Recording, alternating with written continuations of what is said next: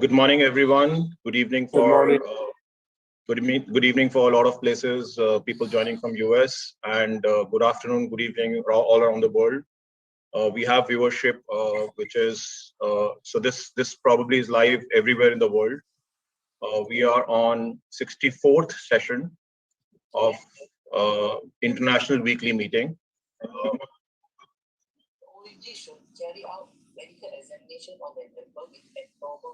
Okay, sorry. The live started behind me, so I was thinking that who's speaking. So yes, we are live on 64th session. Today we have a very important topic, brain fog, understanding neurocognitive symptoms of COVID-19. I think I was being asked for this topic for very long, and thank you, Monica, for bringing the speaker. We have today with us Dr. Kavita Sharma.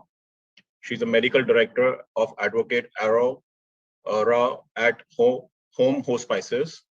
She's a training program director, Hospices, Hospice and Palliative Medicine Fellowship. Dr. Kavita Sharma graduated from AFMC in Pune, India in 1993, after which she completed an internal medicine residency at Kaiser Permanente Medical Center in Santa Clara, California. She pursued her geriatric fellowship from John Burns School of Medicine, University in Hawaii. She's currently the medical director and advocate. We mentioned that, yes. Okay, so Dr. Kavita, I would like you to share the presentation, and then once the presentation is over, we will open the round for discussion.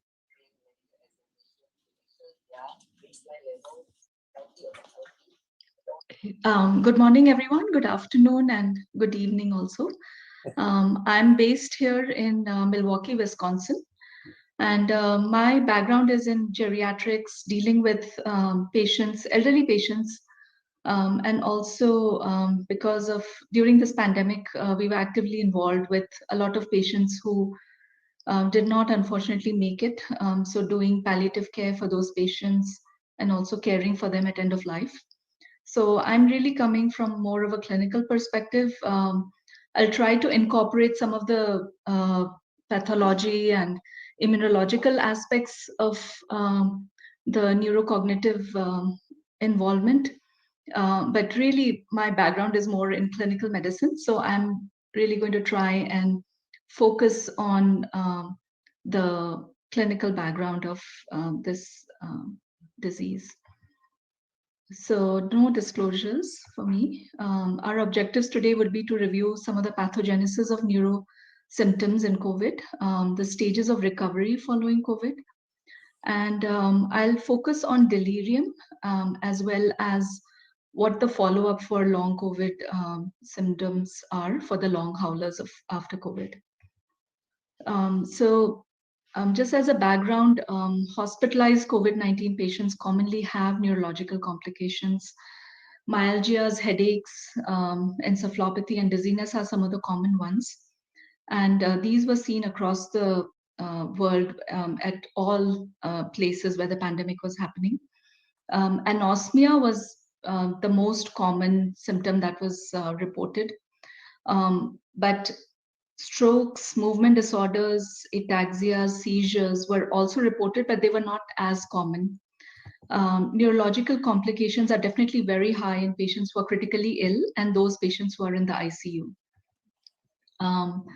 And while there is no real consensus as to what are the different stages that patients with COVID go through, there is generally agreed upon 3 different stages. So one is the acute COVID, which patients are symptomatic, and this lasts for up to 4 weeks following the onset of illness. When patients have ongoing symptomatic COVID symptoms, usually between 4 to 12 weeks, and then post-COVID are those patients that develop symptoms are persistent for more than 12 weeks. And these symptoms are not really explained by any other underlying diagnosis. And just remember that these stages reflect symptomatic recovery from, fevers and other symptoms that the patients are experiencing, and they're not really related to patients' infectivity or ongoing infection. So it's mostly the symptom-based um, categorization of patients in these three stages. So let's go back to how elderly patients pre-COVID were treated when they presented to the hospital. In general, when patients are hospitalized and they are critically ill, most, at least within the United States, and I believe that several parts across the world have developed special parts of the hospital into an acute care center for elderly. And these centers are really aimed to promote healing and reduce anxiety of patients who are hospitalized. Elderly patients are very high risk for getting delirium. They are at very high risk for having underlying comorbidities that predispose them to longer length of stays and complications during their hospital stays.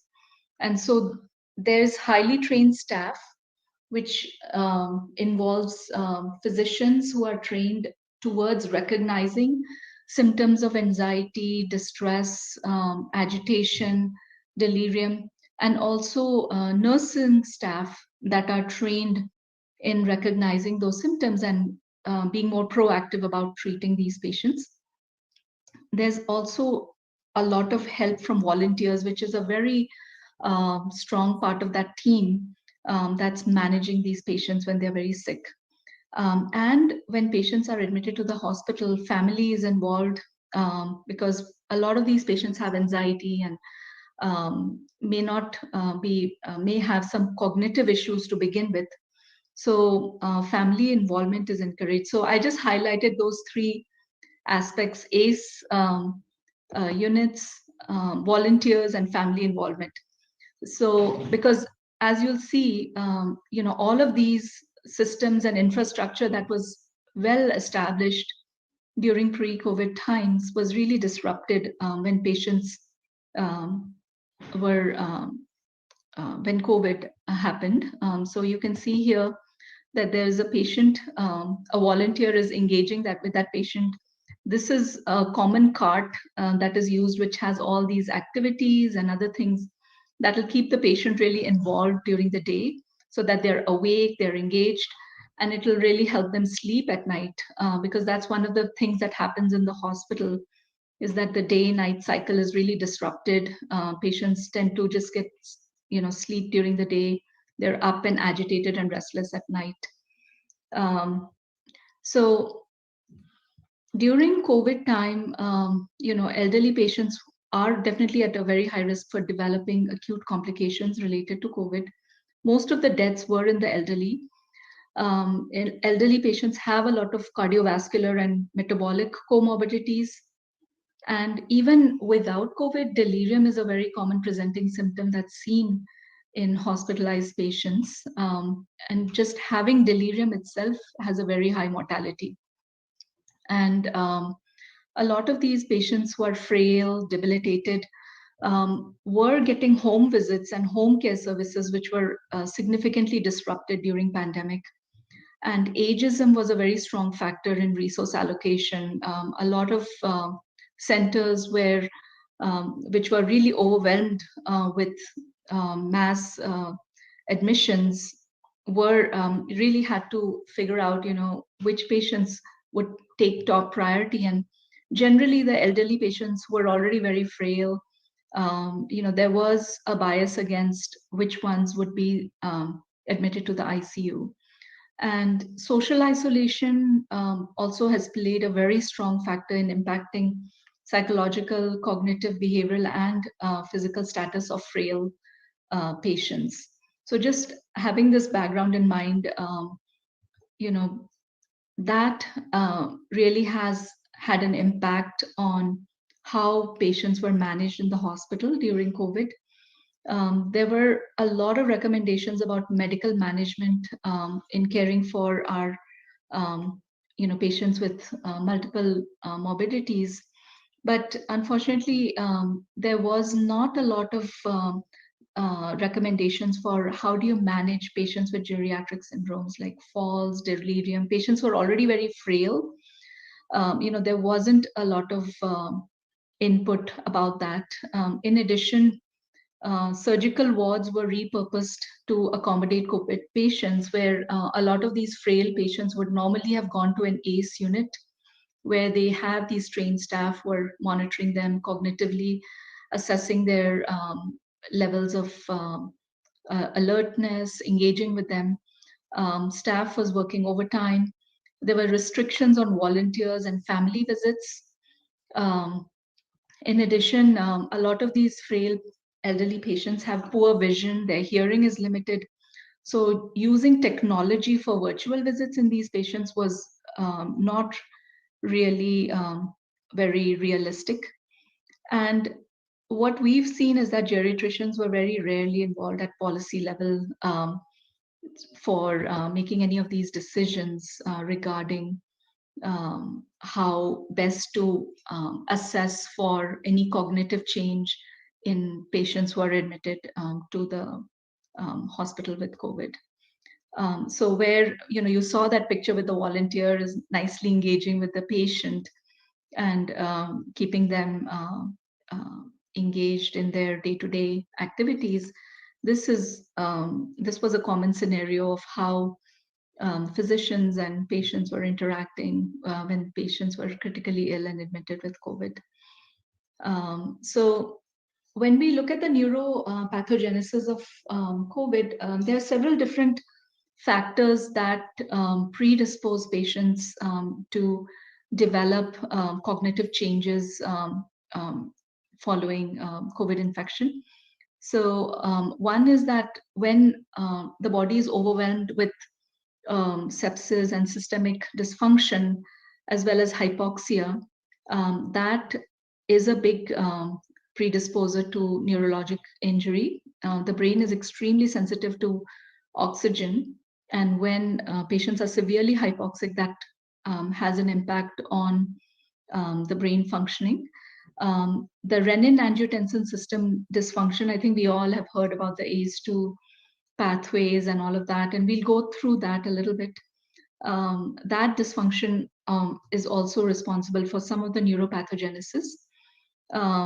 Most of these, there's been a lot of work on looking at coronaviruses, and the coronaviruses have been shown to be, pathogenic to the nervous system with direct viral invasion, as well as the immune response to the virus itself has been more of a double-edged sword, because when patients have COVID and the body is trying to develop an immune response, it causes a hyperactivation of the host immune system, and the pro-inflammatory cytokines, which can induce the cytokine storm, can damage the blood-brain barrier, and that allows the virus to infect the brain. Para-infectious and post-infectious triggers have been also involved in some of the patients who developed Guillain-Barré syndrome after COVID. And they've also noted that there was a presence of autoantibodies in a lot of COVID patients, like the antiphospholipid antibodies. And these patients showed a much higher thrombotic complication. Autoantibodies have been shown to cause like autoimmune encephalitis and other conditions where patients develop NMDA receptor antibodies. So certainly, though all of these mechanisms predispose patients with COVID to developing neurological complications. This is a nice diagram which kind of highlights the different immunological and non-immunological complications of COVID, and we'll go through these in detail. So hypoxemia from multi-organ failure can induce encephalopathy, and multiple studies have shown that neuropathology of these COVID patients showed acute ischemic events, and as well as hemorrhagic and bland infarcts were noted. And neuroimaging also showed that there was hypoxic-induced damage following COVID infection. Now, this kind of pans out to like, why is hypoxia so important in developing these cognitive and neurological decline? The brain needs a lot of oxygen. Muscles can store excess carbohydrates as an energy source, but the brain really has no reserve of energy. So an uninterrupted blood flow provides glucose and oxygen, and the hemostatic brain function is lost very quickly when oxygen is cut off. So if you become very hypoxic, the brain quickly develops neurological damage. And what we know is, especially after a stroke, 1.9 million neurons and 14 billion synapses are lost per minute. So you can just imagine, in patients with COVID who are severely hypoxic, how many of these neurons and synapses would be lost with prolonged hypoxia. And this is just to give you a perspective of how much oxygen the brain consumes. So if you see that the brain, the percentage of total body oxygen consumption by the brain is 25%, as opposed to like the skin or other organs. So definitely the hypoxia is a huge contributor to cognitive damage. This ACE2 pathway is something which has been talked about a lot. There's a lot of articles about this, but this seems to be a very important pathway in causing neurological damage. So the ACE2 receptor acts as a doorway to COVID-19, and the ACE2 receptors are expressed in highly rich areas which have very rich capillary blood flow, like in the lungs, kidneys, and also in the brain. And so damage to this pathway will cause significant cell death. And this is a diagram that, if you understand this, I think it's very easy to understand the main complications related to COVID. So the renin-angiotensin system and the MAS system are counterbalancing mechanisms that the body has. And the balance between these two is required for homeostasis. And as you can see that they work exactly opposite of each other. So the ACE pathways causes activation of the ACE pathway causes vasoconstriction, hypertrophy, fibrosis, proliferation, pro-inflammation, and oxidative stress. And the protective pathway on the other side causes vasodilation, vascular protection, anti-fibrosis, anti-proliferation, anti-inflammation, and nitric oxide. So when patients are infected with COVID, this pathway is disrupted. And so these two balancing pathways, there is no protective pathway that helps balance the two competing mechanisms. And so you can see how if the ACE2 pathway is disrupted, it will cause cell death, fibrosis, endothelial injury, vasoconstriction, and coagulopathy. So this is the main theory that infection with COVID disrupts this ACE2 pathway and thereby leading to cell death and fibrosis. And those areas where ACE2 receptors are in abundance, like in the lungs, the kidneys, the brain, are the ones that show most of the damage following COVID. So, I think if we understand this mechanism, it's easy to understand the pathology of COVID. So this is just another schema of how disruption of this particular protective pathway then leads to these damage, and so that's why lung fibrosis, endothelial injury, coagulopathy, all of those develop as a complication of COVID. The other,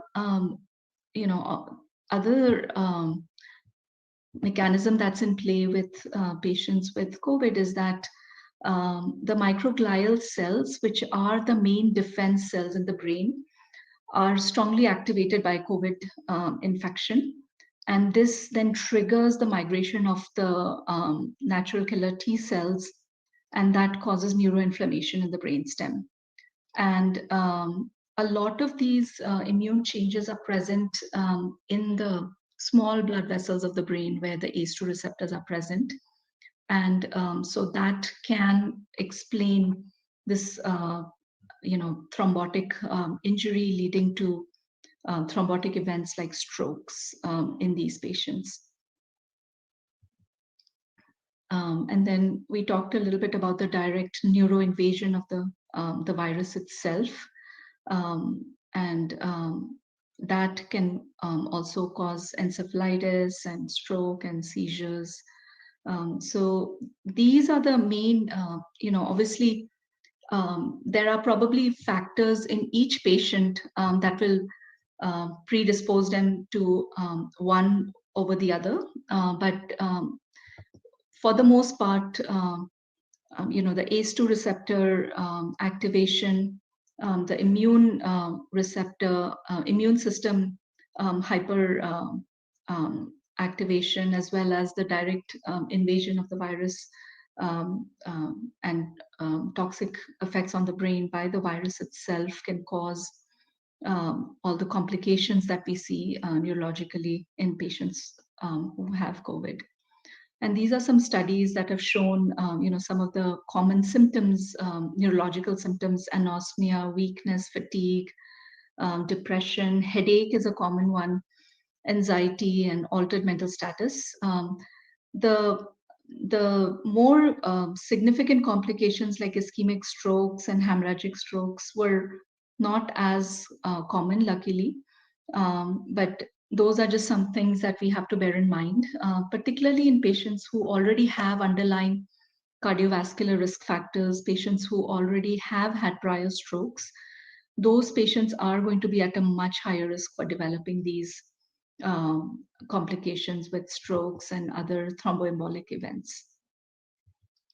And these are just some other studies that you can see how, neuropsychiatric disorders and headaches, delirium, nausea were some of the common symptoms that patients with COVID reported. The smell and taste, I think, was the most common one. It's also an early symptom of COVID.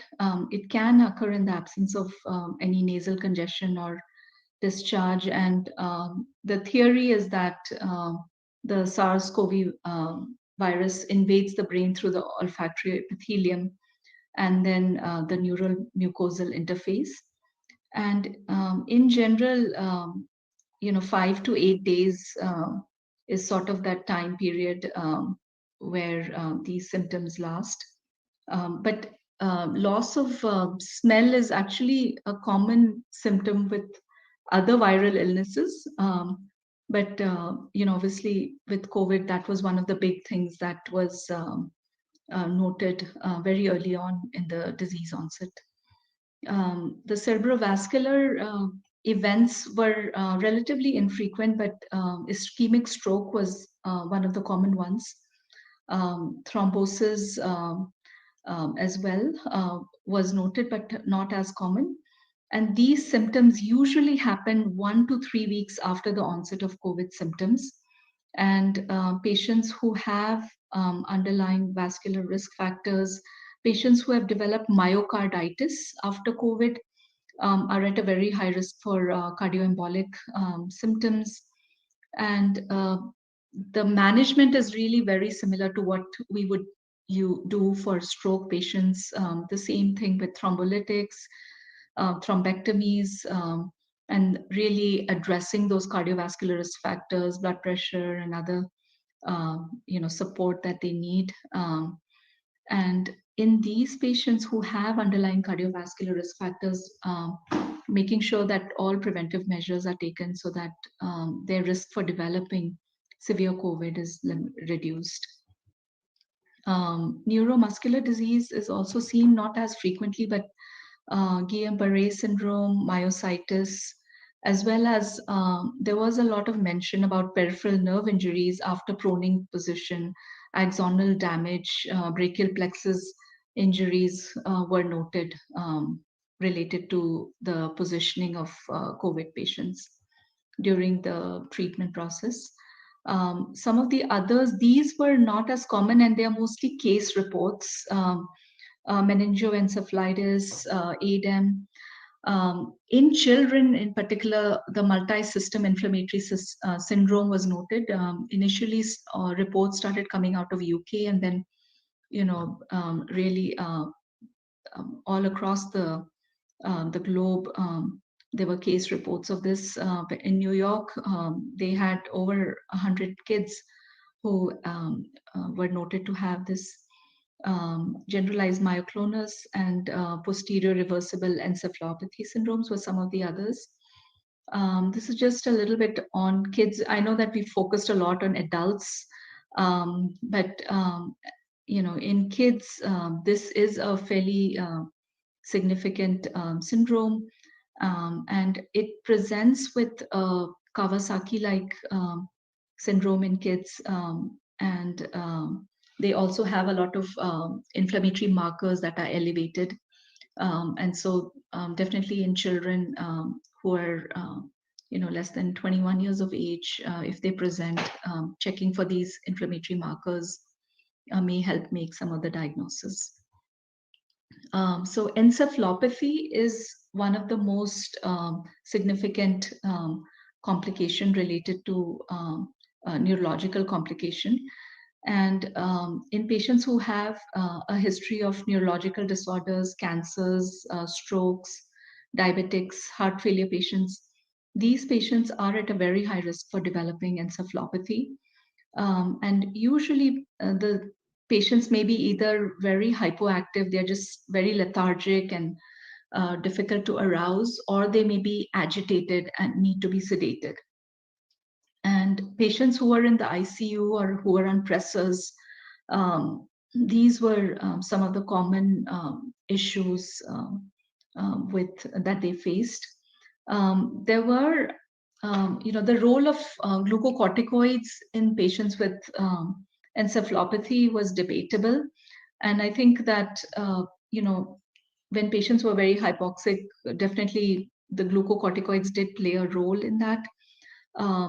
But it wasn't very clear if the glucocorticoids themselves could predispose to some of the delirium in these patients and further exacerbate their condition, and so thereby, didn't really prove to be overall very helpful.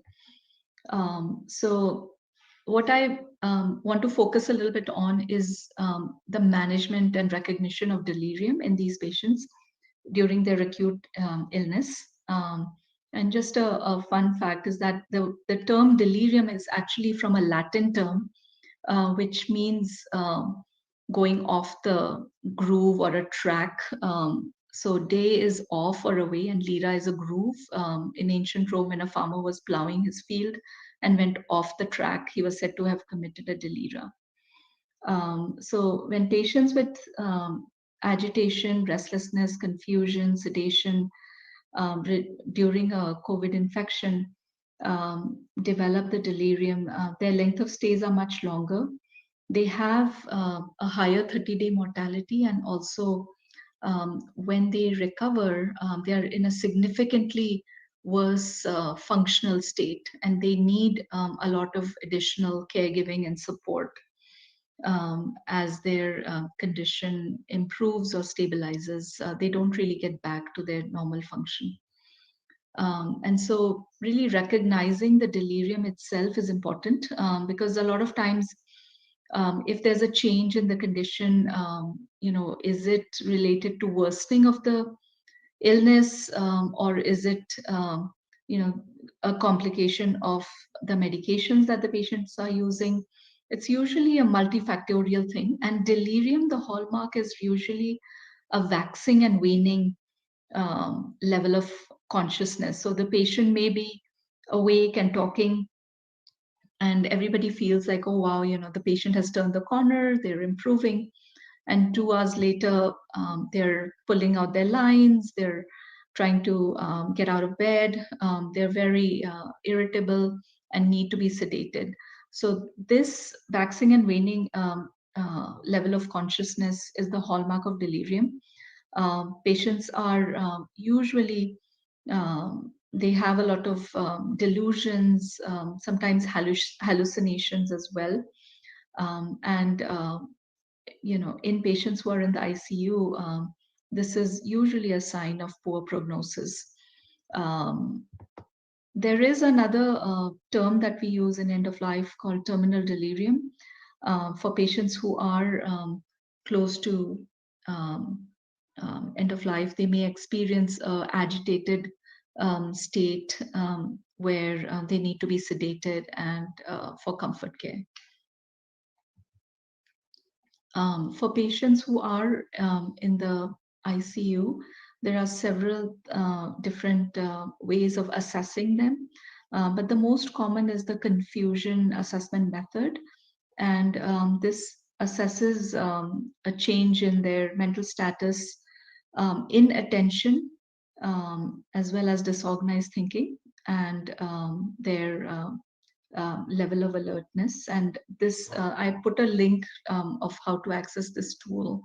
But generally, the ICU nurses can be trained on recognizing this, and also using a delirium screening checklist, which will be helpful in assessing these patients on an ongoing basis and monitoring for any improvement. Um, the best way of managing confusion and agitation in the hospital is the non-pharmacological treatments. Um, and again, this was a huge issue with the pandemic, where usually we want familiar family members to visit them and continue to reorient them. Volunteers try to keep them awake during the day, engage with them in various activities, so that they're constantly reminded about where they are, what's going on. But all of those were things that were significantly affected during this time. Um, if the patient is extremely agitated or restless, using benzodiazepines like lorazepam, or antipsychotics like haloperidol are um, generally indicated. And haloperidol is fairly easily available in the hospital setting, and it can be used IM, IV, or orally. And these are the different doses. Now, the problem with the haloperidol is that it has very high anticholinergic side effects. And so it's not generally well tolerated. But because if it's a short-term use for a few days, it may be worthwhile trying. There are second generation antipsychotics which have less anticholinergic side effects, but they do have a FDA black box warning about them. They cause a lot of QT prolongation. And if the patient are on medications, antibiotics in particular, then that can be an issue about combining these antipsychotics, anti-nausea medications as well. So those are just some olanzapine, risperidol, quetiapine. These are some of the antipsychotics that are used in the hospitalized patients, and even at home. If the patient is getting restless, anxious, these are some of the agents that are available to be used. Now, everybody has heard about the long haulers after COVID. These are patients who've had COVID and their symptoms are persistent for more than 12 weeks after the initial infection. And these patients usually may have neurological, pulmonary, cardiac, or GI dysfunction, which is persistent after COVID. And generally, it's thought to be autoimmune mechanism that's involved in this, implicated in the lingering effects of these patients. So the most frequent symptoms that these patients in a survey referred to was brain fog, or lack of being able to focus, difficulty in word finding, confusion, headache, dysgeusias, and anosmias, myalgias were some of the other ones. Short-term memory and attention was the common thing that patients would always complain about. They resembled those patients who had traumatic brain injuries and chronic fatigue patients. So when these patients are seen as follow-ups, usually we would want them to be evaluated in a outpatient COVID-19 clinic, or if their symptoms are more respiratory based, where they're short of breath, having a lot of fatigue, maybe you want to have a pulmonologist follow up with them. If they're having more symptoms of confusion, maybe neurology or geriatrics would follow them. If there is no specialized COVID clinic that is established at your center. And this is a good time to review any advanced care planning. These patients have really survived a fairly significant illness, and definitely, risk for ongoing complications are present. So it's always a good time to review with them that you're recovering from this illness. You still have a long ways to go, but if you develop more complications along the way, you're 85 years old now, or 80 years old. How do you want how do you want your management to look like? If this happens to you again, do you want to go back to the ICU and go through this whole thing all over again? Or would you at that point feel that, I've really come out of it. I'm happy that I'm here with my family. I'm still able to be somewhat independent. But if this happens again, I don't think I would be able to really get back to a good function. And, maybe I don't want to go through the ICU again or being intubated again. I think that, while we are so focused on managing and trying to get them through their acute illness, sometimes looking at what quality of life will the patient have at the end of it is also a good perspective to present to the patient and their family, to make sure that we're doing things to improve their symptoms, but also we are trying to have an impact on their quality of life. And if it looks like they already have a lot of comorbidities and we are not going to be able to impact their quality of life as much as the patient's goals are, then it's a good time to review what the expectations are, and how they would want to be treated if they have ongoing complications down the road. um, you know, labs that you would be following up would be mostly based on symptoms. Usually, inflammatory markers are not monitored, in in these long haulers. Um, the WHO guidelines are that we remove the isolation based on active symptoms. So, if the patient had initial symptoms, they are not immunocompromised, and now they're afebrile, they are not having any elevated white count. You don't have to isolate them. 10 days is kind of 10 days post active symptoms is the recommendation for immunocompetent patients, and 20 days post active symptoms for those patients who um, are immunocompromised, like patients with cancer or elderly patients. So this is a screening checklist for developed by the Society of Critical Medicine for those patients who have um, who are being monitored, after a critical illness, and really monitoring 5 different domains will help us understand and keep a close eye on how they're doing down the road. So looking at making an assessment of their cognition, looking at their short-term memory, attention. The MOCA is a test that we use here quite often.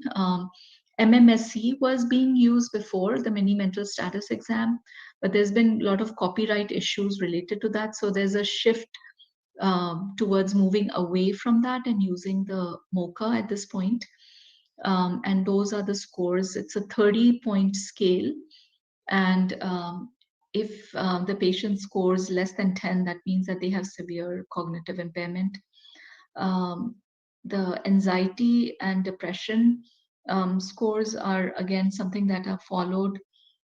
Patients may have a PTSD after recovery from COVID, or functional decline, and doing a 6-minute walk test includes an assessment of their mobility, their ability to self-care, as well as also looks at their scores on pain and anxiety and depression. So these are some domains that can be monitored for patients who are dealing with ongoing symptoms for more than 12 weeks after they've recovered from COVID. Now, there are a lot of reports now about vaccination may ease some of the symptoms of long COVID syndrome. In a very large survey that I was reviewing, 50% of the respondents reported an overall improvement in their symptoms following vaccination, while 19% reported a deterioration. But one theory is that the vaccines may stop the harmful immune response in long haulers, and it could reset the immune system. And so whatever virus or other things that are lingering might be able to, be responded by the immunization itself. And I just want to read a quote from one of our patients who said that it was like a revelation after she got the COVID vaccine.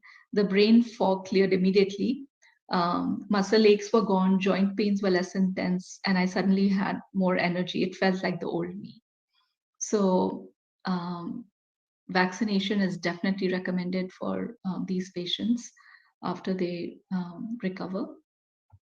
And if you want to know more, there is a neuro data bank that has been established by the NIH here, and they're collecting all the data and tracking these patients who have recovered from COVID and are having neurological symptoms. So it is still an evolving subject, and I'm sure that we'll get more information about this over the next year or so as we collect more information.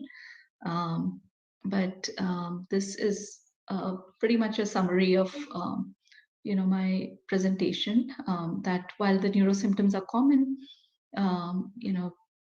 it we still have to exclude other findings, and delirium is usually a marker of acute brain dysfunction, similar to shock in a cardiovascular patient. So it is to be treated with the same respect that you would treat if the blood pressure is down, and making sure that we monitor these patients.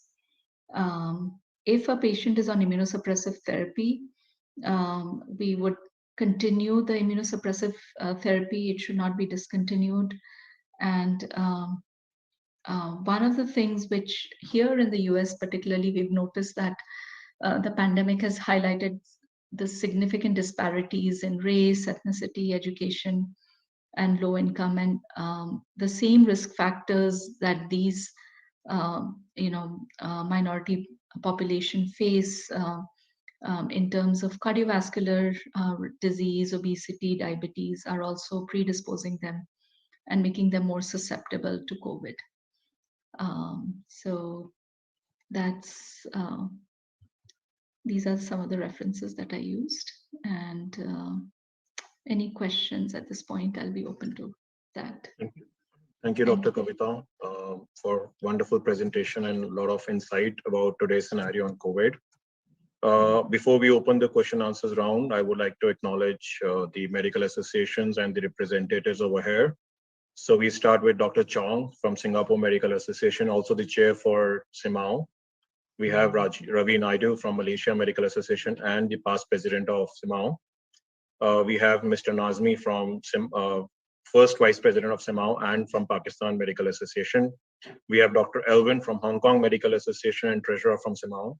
We have Martinda Pillai from Medical World, from member of World Medical Association and Sri Lanka. We have Dr. Salma Pundi from Pakistan Medical Association, Dr. Angelica from South Africa Medical Association, Dr. Jamaluddin Chaudhary from Bangladesh Medical Association, Dr. Sajjad from Pakistan Medical Association. We have Dr. Mary from Japan Medical Association, Dr. Shashank Joshi, endocrinologist from India. We have Dr. Bukhari from Pakistan, Dr. Brahm Vasudev from US, Dr. Monica Vasudev from US.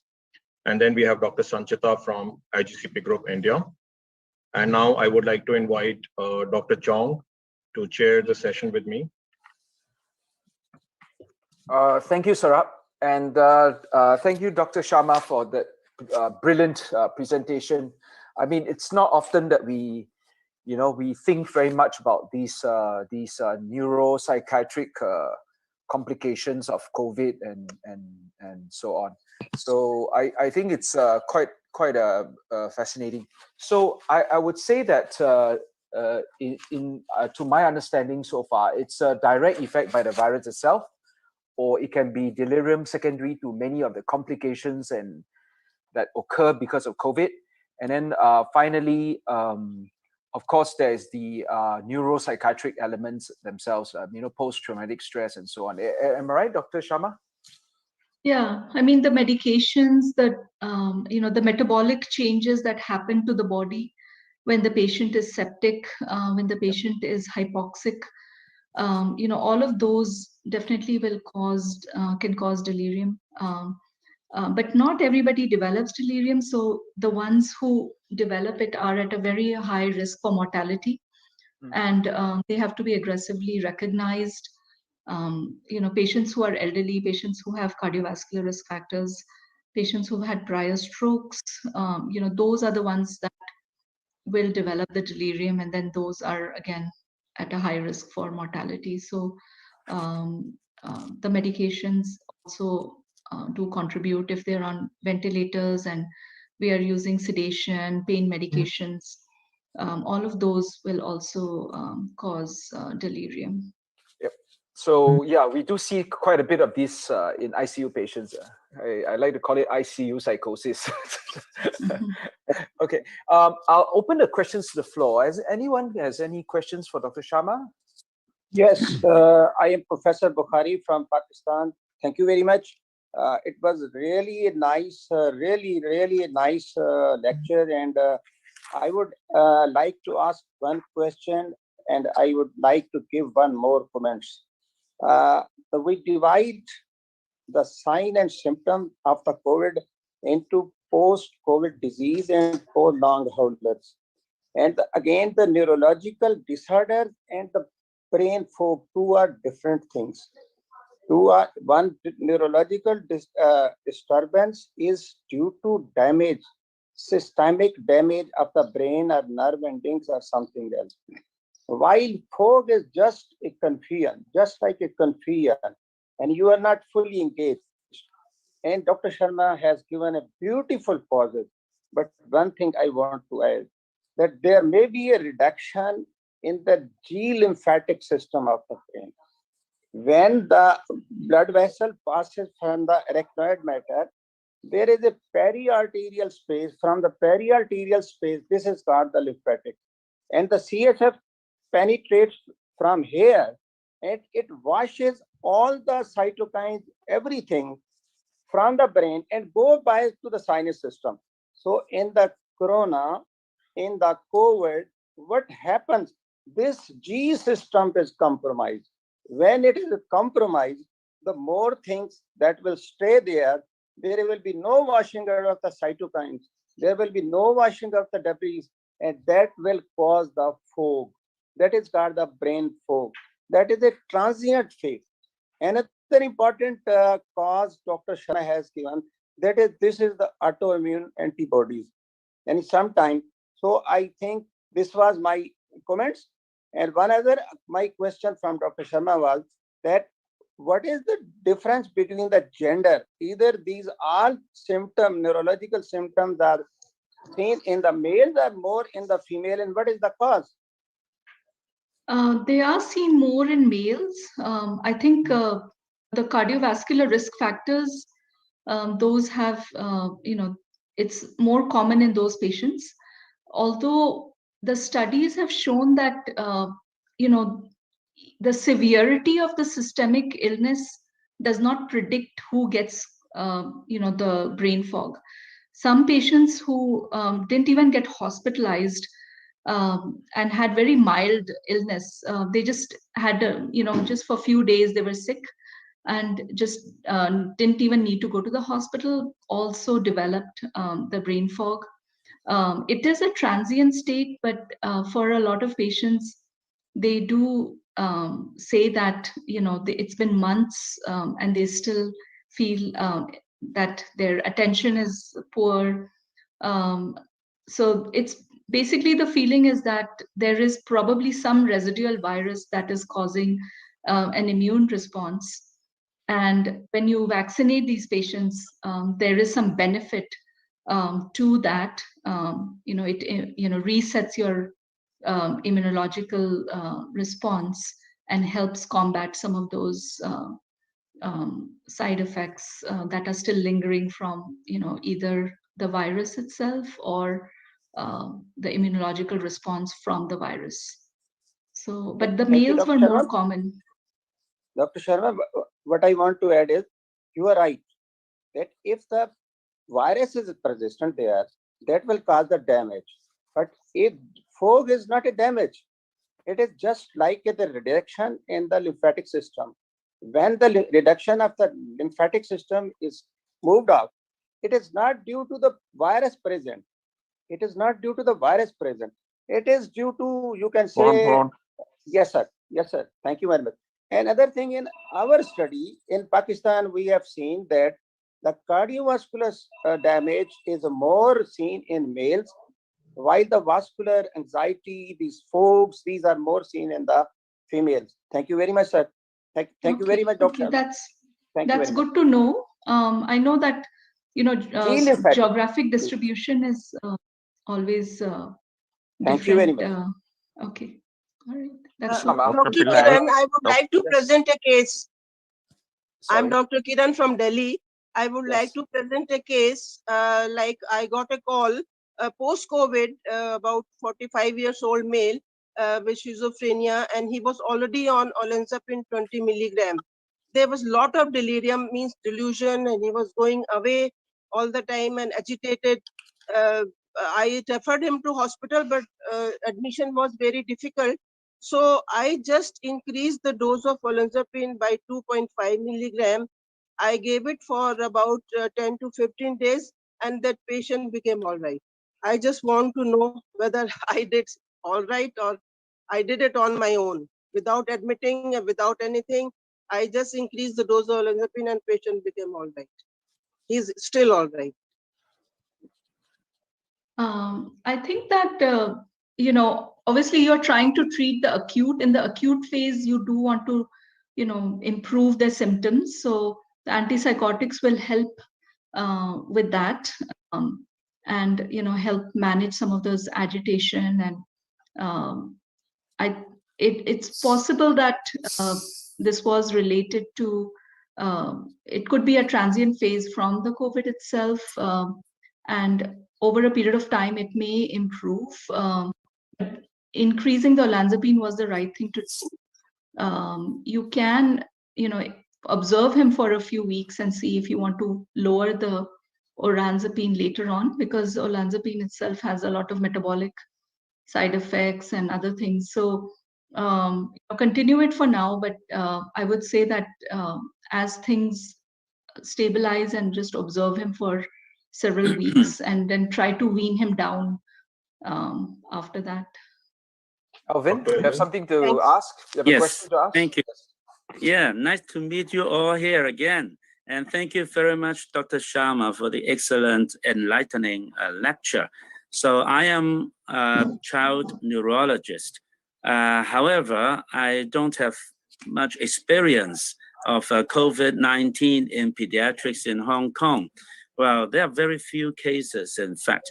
And in fact, even in the study by the UK, Great Ormond Street, they also found only few pediatric patients with MISC. And in fact, majority of their patients in their studies with MISC are not whites, are not Asians, and not Chinese, but many of them have been African or South Asians. So I don't know whether in your studies that you had quoted, especially in the MISC group, are they more of the whites or blacks or? They are mostly African Americans. Yes, I see. Yeah, and so especially when you mentioned that vaccination had caused 57% improvement in the encephalopathy and delirium encephalopathy, and about 27% deteriorated. Yeah, so any explanation about it, and what kind of vaccines were used? They were mRNA vaccines? The mRNA vaccines, yeah. Moderna was, the most common one that was studied. So in fact, my understanding of many of the neurological syndromes after the viral diseases had been post-infectious ones, and in fact, it's some sort of some cytokine and hyperimmune reaction, and then targeted the neurological system, like a Guillain-Barré syndrome, or I don't know whether this MISC involving the brain, or in adults, and not MISC for the encephalopathy and other things. They had evidence showing that they are some issues of the post-infectious elements, or they are direct infection by the virus. I think it was post-infectious. Yes. For the MISC. So the vaccination, the factor of vaccination in changing the course. So by the way, with the infection, they will give one dose of these mRNA vaccine, not two doses, I guess. No, after the first dose itself, a lot of patients felt relief, but after the second dose, they had much more. Like a lot of the patients, within a few days of getting the first dose itself, they started improving. And Yes, after the Dr. second Sharma, you are dose, they right. had much. We have seen even after, sir, we have seen the improvement even after the first dose. These are actually when the patient is getting vaccine, he is getting more reassurance. When the reassurance, basically after first dose, the symptoms may start improving. Thank you. Dr. Pillai here from India. Thank you very much. Yes, Dr. Yeah, Pillai. can I, one or two questions? It has been a very excellent presentation. All areas have been well covered. One thing is proximal myopathy. We do come across in some of the post-COVID patients. Have you seen any patient, Dr. Sharma, in the States? Second is the stroke, ischemic stroke. Is it a small vessel ischemia, which is more common, or middle cerebral artery, posterior cerebral artery thrombosis, which lead to ischemic changes? And the third question is, monoclonal antibodies are being used now. Does it in any way help in management of neurological complications? Thank you. Thank you, Dr. Pillai. So yeah, those are good questions. The small vessel disease is what, the ischemic strokes are mostly in the small vessel disease. We do see, because the theory is that the ACE2 receptors are present in capillaries, the small vessels, and so that's the site where, of attachment of these, of the virus. And so the small vessels are the ones that are damaged by COVID infection. And the strokes are, ischemic strokes are, in the like lacunar infarcts, microinfarcts. The myopathy is a common, symptom, and any viral infection, actually, you can have a lot of myalgias and myopathies. So that is a common, condition that we are seeing here. And what was the third one? Monoclonal antibody. Yeah, the monoclonal antibodies, like they have, when patients have developed Guillain-Barré syndrome and they've used them in those patients, they've shown, benefit for those kind of situations. Thank you, Dr. Sharma. Thank you. I have a question, if I may. Is that Dr. Salma? I'm Dr. Salma Kundi from Pakistan. Yes. Good morning to everyone. My question is that I've come across a few people who have gone through COVID, and a few weeks after that, they've developed tinnitus, and most of them have also developed floaters in the eye. Do you have any study on that? Yeah, there was, I think in my, I did mention that there were, I've quoted this, one of the articles which I reviewed.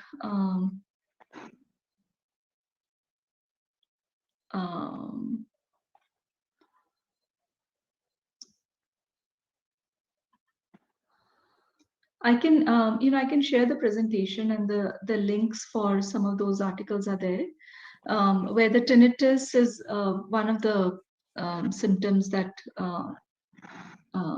you can see. They can also have headaches, is another one. Floaters in the eye, I did not come across anything like that. But if they've had, any kind of small vessel infarct, or other small vessel damage, it's possible that it could be a symptom of that. Dr. Sharma, I've gone through COVID, and after 4 weeks of my initial symptom, I've developed tinnitus, and it's really, really irritating me. And I've gone to 4 ENT specialists in Pakistan, and none of them has a very good answer or something that I can come out of it.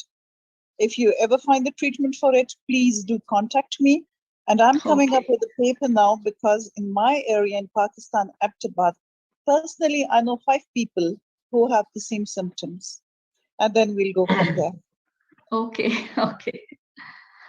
Yeah. Dr. Salma, it's very interesting, this symptom of tinnitus. I had a patient who had tinnitus recently, again, due to COVID, and he found this very interesting little device called, made by Flare Audio. It's actually used by sound engineers to improve the quality of the sound when you listen to it. So when you're listening to good music, you put it in your ear. It's just a little piece of plastic. And apparently it helps a lot with the tinnitus. They found it as a sort of side effect. So I'll send the link to you. Okay, thank you so much. Thank you, Chang. Yeah, and interestingly, just some things were mentioned, for example, the myalgia and all that. I think that's due to immune complexes being deposited all over the muscles and the inflammatory forces coming to attack the immune complexes. And also very interesting, Dr. Bukhari mentioned something about lymphatics. I remember reading something about lymphatics in the brain only being discovered recently, No. last few Yes, sir. years. Yes, this is the new study. Yeah. Yes, I want to explain again. Because usually the cerebrospinal fluid circles in the meninges, and from the meninges, it goes back to the venous system. But when the blood vessels passes from the arachnoid space, there is a space around them that is called the periarterial space. In the periarterial space, this cerebrospinal fluids comes, and from the water channels, it comes out in the brain tissue and washes all the debris, all the cytokines, all every inflammatory products, all the viruses, and again goes back to the vascular system. What happens in the COVID? This G lymphatic, or in other words, the lymphatic system is disturbed. You have seen that is loss of, and this is the more lymphatic system in the olfactory nerve, in the cribriform, and the virus disturbs this olfactory system. And when this olfactory nerve is inflamed, all the lymphatics are blocked. When the lymphatics are blocked, there is a fog. How can we reduce the fog? There are 3 main systems. You just wash it like this. This is called the massage on the cervical area, carotid area. Another is you go this one. You move your spinal cord. This one. And third is the good sleep. When you are sleeping, your neurotransmitters are reduced, and your lymphatic system starts working. When it starts working, you become okay. And the third treatment is go to the neuro specialist, and also the use of the melatonin. Thank you so much, sir. Thank you, Dr. Bukhari, for that very interesting. That's very nice. Thank you so much. Yeah. Okay. Anybody else has any questions for Dr. Sharma? If not, then we do a quick roundup of the various countries, if we can, if we have some time. But we don't have that much time. We would request you to only keep yourself limited to 2 minutes, because we will have another session. So every country can give an update for a couple of minutes, and we'll be ending the show in next 15 minutes. Dr. Jamal, do you want to start? Yeah. Oh yeah. Thank you so much, Dr. Chung. Actually, in Bangladesh, we are going for complete shutdown in the next 2 days. Actually, for 7 days it will start. May explain, because it's increasing, especially in the border areas. But the capital is just surrounded by the districts. They are already locked down, but the capital itself is going for shutdown for 7 days at least. So the cases are increasing, and the number of deaths are also increasing. So the problem is that we are short of vaccination, much shorter. I don't know how CMAAO can play a role in just having this vaccination equally or near equal is available to all the countries. Otherwise, the world is going to face a challenge, actually. Thank you. Thank you, Dr. Jamal. Sorry to hear this unfortunate situation. Dr. Pillai, do you have some updates for us from India? Thank you. India, of course, we are overcoming the second wave. The cases have come down to 40,000, that range, and definitely we are overcoming it. And vaccination is going on very well. Almost 8 million people are vaccinated per day. At this rate, by the end of December, we will be able to vaccinate our 990 million population got to be vaccinated. And the side effects of vaccination, fortunately, is very, very low, 0.003%. So that is something very encouraging. Then, of course, the variant, Delta variant, now we have Delta plus, at least 76 cases have been identified, and the transmissibility is high. Lung involvement is very high, and even mortality seems to be high. So we are taking every step to control it. But Delta plus variant is not isolated even in India. 12 countries already have this variant, and in every country, steps are being taken to control. So we are cautious, but we are optimistic, and things are under control. Thank you. Dr. Pillai, is it immune escaping? Some of the studies show that the total number is not that huge, but it is escaping. The WHO yesterday's publication, they mentioned that. Thank you, Dr. Pillai. Dr. Salma, do you have anything to update us from Pakistan? No, thank you. Sorry, it happened by mistake when I raised the hand. Thank you so much. It was such an informative talk. I'm really, really grateful because I was wondering about blurred vision, tinnitus, and floaters. And now let's all go into that and find treatments for it. All the best for everyone. And thank you, Dr. Sharma and Dr. Chang and Dr. Bukhari for very enlightening talk. Thank you. Thank you. Angelique, do you have something to tell us from South Africa? Morning, just struggling to unmute. Yeah, we are going through our third wave, which is terrible. We are seeing numbers that we have not seen yet in South Africa.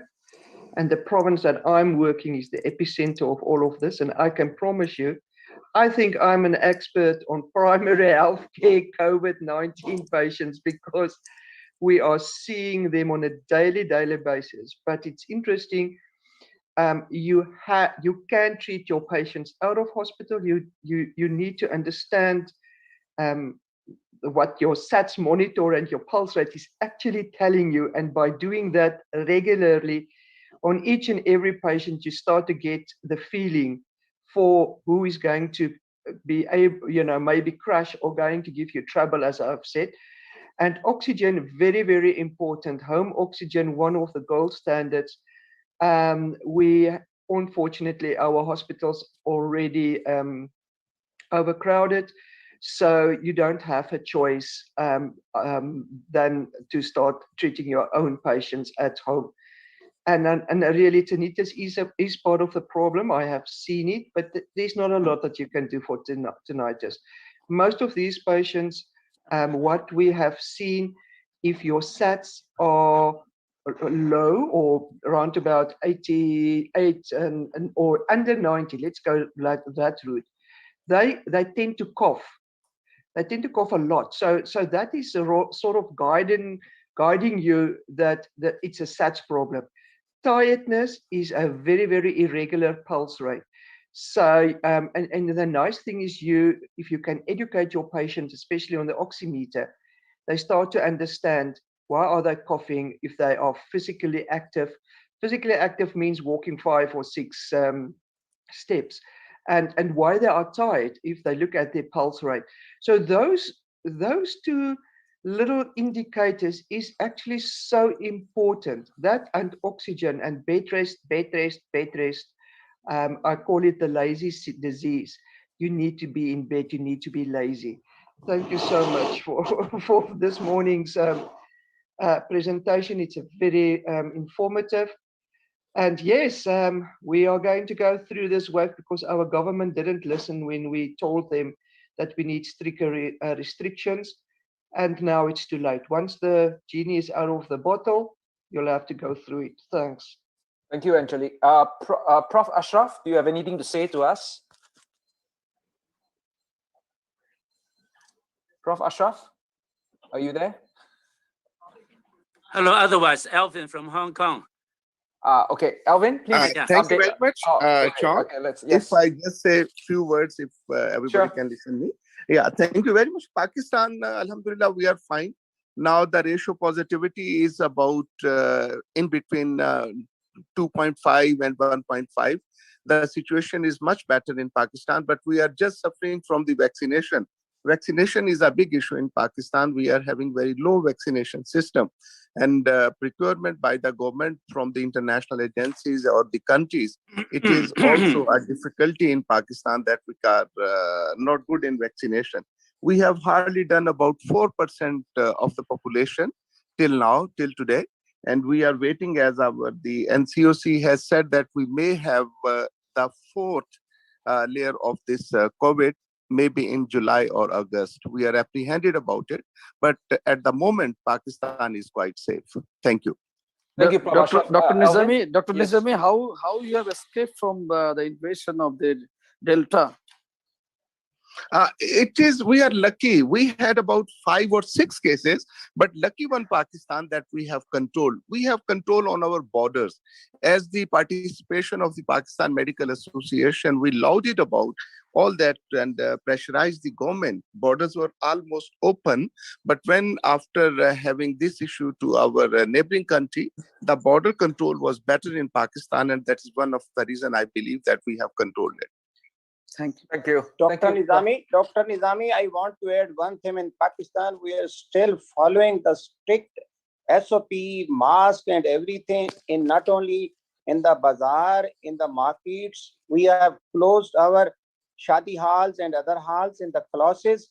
If any students is not wearing the mask, then so no doubt we are lucky, but we are also we are applying the strict SOP. And one more thing, our today's vaccination is around about 1.1 million. So we are, 10 million. We are crossing this. And in the July, we are getting more than 50 lakh vaccination from the Pfizer's and from the other countries. So no doubt in last few days, it was slow. But the government of Pakistan is now daily using vaccine around about more than 10,000 daily. So in the July, the speed will be inshallah high. No doubt we are lucky, but we are very strict in using the SOPs in hospitals. Still in Sunday and Saturday we have lockdown. So these two. Another thing Dr. Nizami has told that our borders or the border. Another thing, sir, there is strict no Delta or Delta plus in Pakistan. That is around about 70% more transmissibility. So that is why still in Pakistan it is B117, that is the urea. And we are vaccinated, and the vaccination reinfection again good, around about 0.066% as the reach rate. So these Dr. are the Bukhari, we would like to be quick on this discussion. Now we are ending our point. Yeah. Alvin, can we talk? Let Alvin say something. Yes. Alvin, is he still around? Dr. Alvin, are you still around? I think he's gone off. Ravi, is Dr. Ravi still around? Okay. Can we have Mari? Okay. Ravi, are you still around? Marie, maybe you can tell us what's happening. Yeah, thank you very much for the very informative lecture, Dr. Sham. And in Japan, we experienced kind of the end of the 4th wave. And of course, we are preparing the 5th wave right now. Fortunately, the people 65 and older had a vaccination about 50%. So it's good news. But of course, all of you know that we are going to have Olympics, because the government saying that we are checking everybody who is coming to the Japan. But of course, some escape cases is happening right now. So we have to prepare for the 5th wave. Thank you very much. So what is the opinion of the Japan Medical Association regarding the Olympics? No official announcement is released, unfortunately, because you know that Dr. Yokokura resigned from the president, and the new president is kind of struggling to organize everything. Okay. Can we have Dr. Shashank Joshi for Indian? Yes, please. So as Dr. Pillai said that we are a little better than before. Number of cases and the second wave is receding, but still we have a large patient population. The wave has picked up in the last week exponentially, and we hope to complete our vaccination in the next 3 to 4 months. Most places, the lockdown restrictions are getting eased out, but still a lot of vigil is being maintained. The only concern last week was the so-called Delta Plus, which is AY1. 40 cases were reported of AY1, which is mainly seen in United Kingdom and Nepal. And the Genomic Consortium of INSACOG and the Institute of Integrated Biology and Genomics from NCR region, Dr. Anurag Agarwal's team, has published some data with the Cambridge team of Dr. Gupta. And they have found that these 40 cases which were seen, one patient from Ujjain Rishinagar has died, who was not vaccinated, and one patient from Maharashtra has died, who was comorbidity with senior citizens. But by and large, most people had mild to moderate disease. The data sample is too small for any conclusion. Probably the R0 is not as high as the delta. So many people feel that this so-called delta plus or AY1 may be actually delta minus. But again, we don't know whether it escapes the cocktail antibody, but data from UK suggests it may, and whether it has immune escape to Covishield. But these are all exploratory measures. Because of the concern of delta plus, some states have been put on red alert again. Maharashtra is one of them. So we are cautious and careful, but at the same time, overall, the second wave is on the receding path, and we are in a little better position than what we were last week. And the vaccination is now on a higher note, and we expect that with every passing week in the July month, we will have almost 22 crore vaccines available. So we may, almost start touching more than 50 lakh vaccinations, which is like 5 million vaccines per day, which is an impressive number. And we will probably be able to complete the vaccination as early as possible. But that is our primary target. We have 3 unlocking principles which we are following. Have a test positivity rate with RT-PCR less than 5% for 2 weeks. Second is try to saturate 70% of the geography with vaccination with 2 doses. And third is to have zero tolerance for non-adherence to COVID-appropriate behavior and protocols. And with that in mind, the unlocking is happening. Thank you. Thank you very much. That was excellent. Just want to update you on Singapore. So Singapore, we're proceeding with about 80,000 vaccines a day. We've crossed 5 million doses administered to a population of 5 million. So that's about more than 50% of the population is now vaccinated. About 40% of them have 2 doses done, the rest one dose. And we are also experiencing the Delta variant in community spread. For example, we have clusters in our housing blocks. 90% of Singaporeans live in housing blocks, public housing blocks. And we have in the wet markets and in shopping malls. So we are also interestingly doing acute rapid antigen tests, ARTs, so rapid antigen tests. And we are also doing wastewater checking. So we actually check the effluent, the sewage effluent of certain blocks, and to look out for any kind of spread. And as a result, we've actually cordoned off some of the blocks and mass swabbed everybody. So that's one of the interesting things we are doing. Otherwise, we have to, finally, the word is we have to live with it. So endemic, and that means it has a lot of implications for the isolation, testing, tracing, and the quarantine that is ongoing. So we have to relook at everything and figure out how we're going to live with the virus. And that's all for Singapore. Thank you. Okay, I think we should end the session. We have people coming up for the other session, and the bad boys, we're taking over the session for other people. So we have roundtable conference now scheduled in next 1 minute. and we have already seen people joining in. So this is the end for the 64th session for International Weekly Meeting by CMAAO, non-stop session started by Dr. K.K. Agarwal. And I think we have wonderful speakers over here. We have wonderful attendees over here. I'm glad that people are changing their schedule to join this meeting. So thank you so much for being here. See you next week. We will bring up more topics and more sessions. Do give us your feedback and comments, and do share this platform. Thank you so much for everyone joining.